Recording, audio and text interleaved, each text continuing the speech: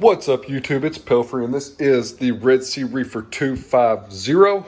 And I have the sump cabinet open because I am going to test for some nitrates, phosphates, and alkalinity.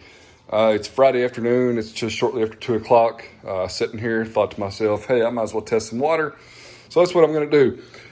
I did get some more acro power, and if you don't know, it's running off of a Kamoer X1 Bluetooth dosing pump as well as some Kalk washer. So yeah, I draw water out of the sump. Just kind of saves me some time. I open up the cabinet, and over at the table here, I have the Red Sea kit, the Alkalinity kit from Hannah. This is for nitrates, and the Hannah phosphorus checker. So I've already got the vials filled up. I just need to do some mixing with the timer. And also, I got a box over here, and we're gonna unbox this shortly, so stay tuned. Let me know in the comments below what you think is inside this box. Again, we're gonna get to this in the video, but for now, I'm testing some water, and this is very interesting. Number one, let's talk about expiration dates. So my Red Sea nitrate test kit is fixing to expire soon, and I'm doing a low level. You can do a high or a low level water test. I'm doing a low level, low range. And as soon as I mixed in the third solution, I got super high nitrates, and my tank has never had this. My tank has never had this. As far as the alkalinity reagents, looks like I need to start using these pretty quickly because they're going to expire. On the phosphorus, it looks like I'm good to go for a little while. We got until 2022. But that's definitely worth something to think about as far as reagents are concerned. I do have some more alkalinity reagent, I think. Nope, I don't. So I just don't test very often. I have some cards, various cards, whatever up here. My refractometer, some, I don't know if I talked about this, but I got some Green Leaf Aquariums potassium, potassium phosphate, and I picked up more because my tank has always lacked nitrates. I got some more potassium nitrate, and I won't need this because it looks like my tank is doing quite well on nitrates at the moment. It's kind of strange because my tank has never done great with nitrates. So yeah, we're gonna let this run for about another 7 minutes, but I already see that it's super high, which means that on the low range, it is definitely 4 or more. Since this is so high, I'm definitely going to pull out 15 milliliters of RO water, do 1 milliliter of aquarium water, and test again just to see where I'm really at. But it was pretty shocking, folks, because I've always fought nitrates in my tank. Phosphate test kit is still running. Got the alkalinity in for C2. See what the alkalinity is in the tank. 9.5. I feel like it's a little high, but it's been a long time since I've tested it. Again, it's been about time since this has run up. So yeah, I'm definitely going to pull out some RO water and test with 1 milliliter of tank water to test nitrates again and see if this is really accurate, because that's for sure, it's darker than 4 there. And it simply blows my mind because my tank has never had high nitrates like that. So we're at 4, 3, 2, 1 on the phosphate checker. Of course, this is a phosphorus, so I have to convert it. 200. So it seems like we're a little high on some phosphates. 200 equates to 0.613 on phosphates, which is rather weird to me because there's nothing else going on with the tank except for what's been going on with the tank, which is not much. So maybe I need to do a water change on the tank. All right, so I got some RO water, redid the Red Sea test. We're only like 30 seconds into it.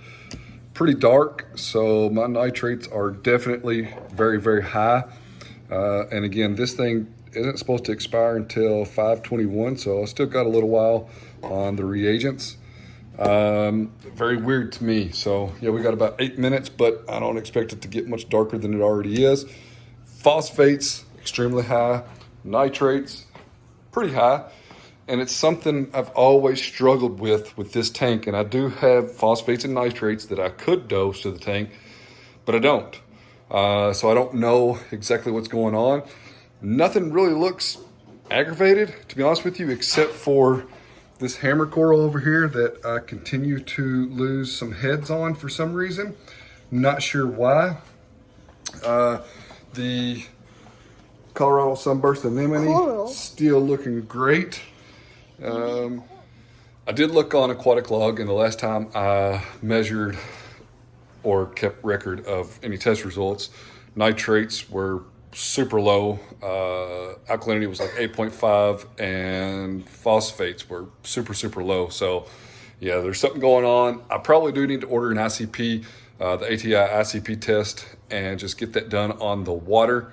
That'll give me some peace of mind. But again, there's nothing in the tank. I mean, this torch isn't doing so great, you know, or it's almost gone.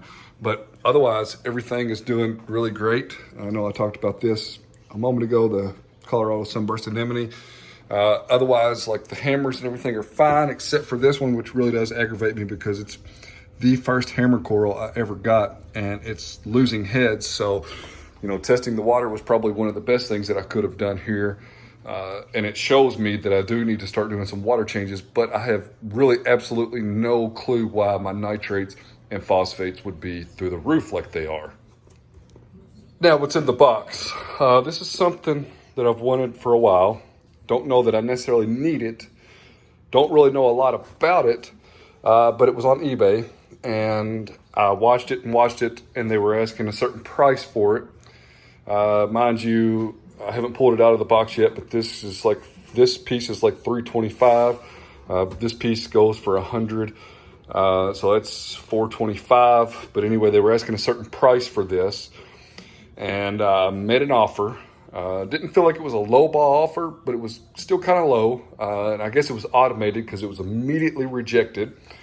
After I made that offer, I made a second offer, and it was immediately accepted. So needless to say, out of $425, I got a really good deal on something that I do plan to use. It may be a year from now, maybe longer. I'm not really sure. The gaskets look like they could probably use some cleaning. I'm sure the reactors can use some cleaning anyway. But let's see if I can pull this out of the box. I don't think I'm going to be able to pull it out of the box one-handed, so hang on a second. If you weren't able to guess what it was, this is what we got. So this is the GO510 with the CCHA 0.5. Looks like I need to push that uniseal in better. And we got the 410. So basically this will feed into here, and then this will go into the tank. Like I said, really good deal. Really don't have a plan at the moment. I'm just always searching for deals, and you know, this is definitely not going to fit underneath my tank, so I have to figure out what to do with that. And of course, I will need a CO2 tank or two. I will need a regulator. I will need a feed pump and some check valves and all that good stuff. So I said I don't know anything about it. So I know a little bit about these things, but not an awful lot.